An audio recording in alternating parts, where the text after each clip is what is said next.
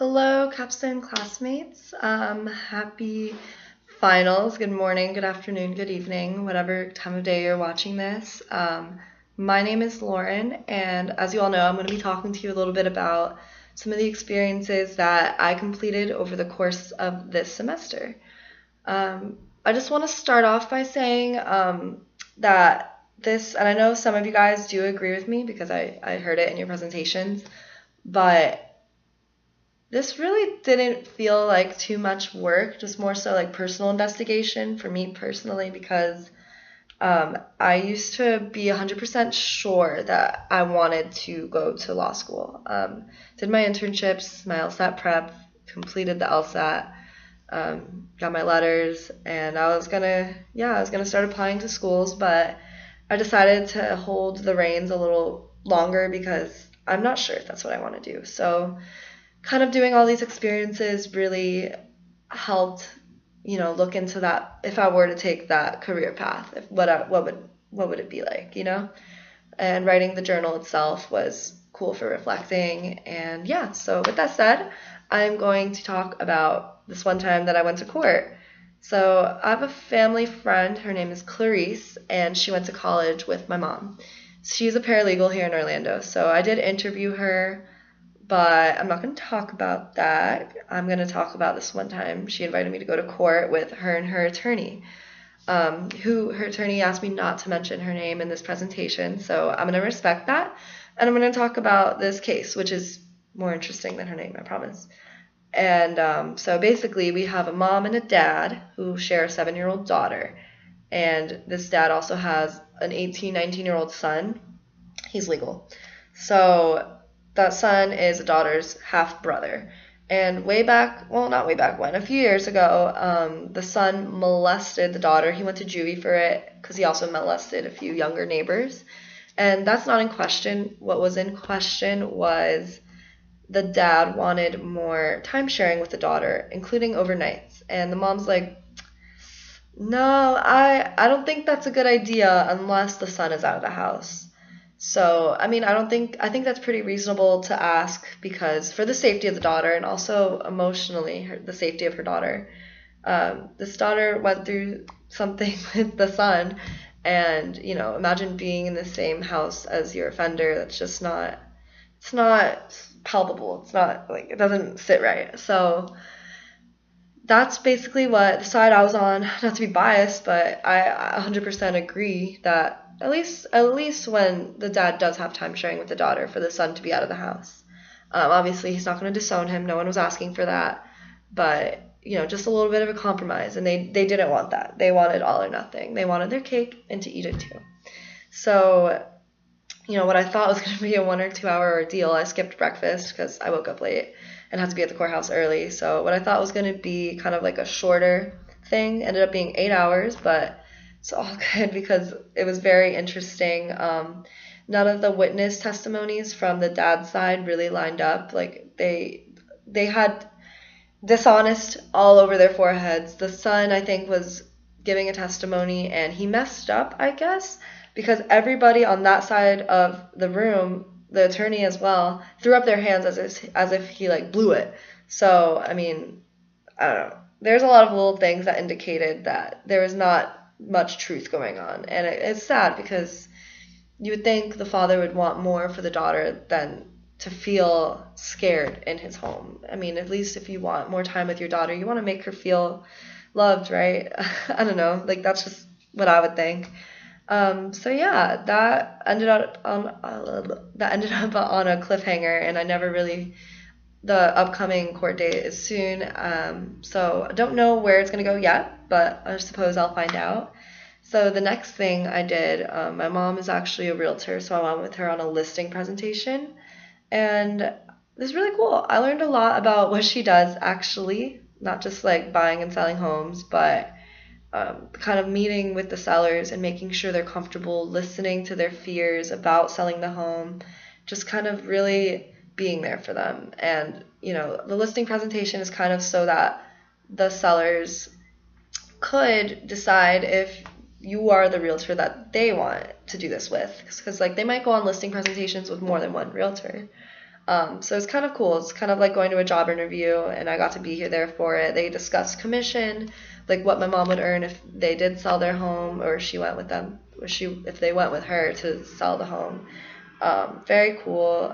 Not just because we're blood, but my mom's honestly a really good realtor because a lot of agents are in it for only the money and they're kind of greedy about it, but she's not in it for the money as much as she is in it for helping sellers and buyers actually sell their homes because she's been there very many times before she became a realtor. So she knows how important it is to kind of put them at ease with things.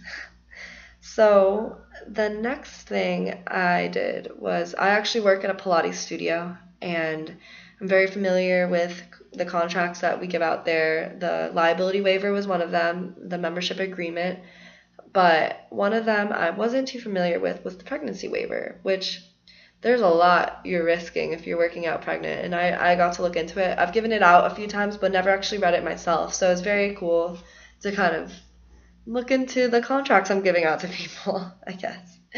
The last thing I'm going to spend a few minutes talking to you guys about is the jail tour.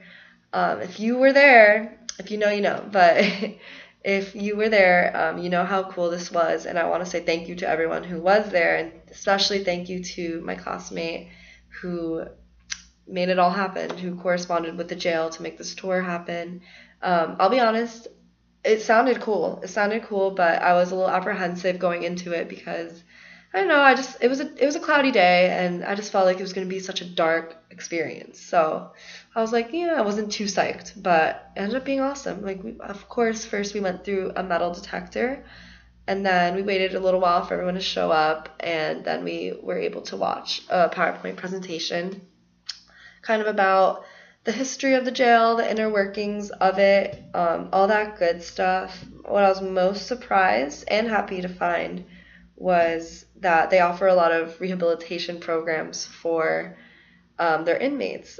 Drug rehabilitation, like there's some kind of, I forgot what it's called, but they have some kind of medicine that they give to inmates if they're addicted to heroin, and it makes it so that if they do leave jail and they start doing heroin again, they won't get high, which sounds, I guess we're in 2018, so it makes sense that something like this would finally be in use.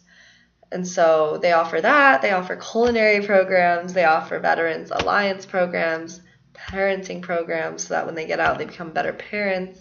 For the veterans, it's more of like a support group because, like, PTSD and things like that that veterans go through. So that's got to be like the most genius thing I've heard. So simple, but put a bunch of veterans in a room with like-minded people, they're bound to feel better about certain things that they've gone through and to be able to talk about it, because obviously they're not going to want to talk about it with, just a therapist or, I don't know, an officer.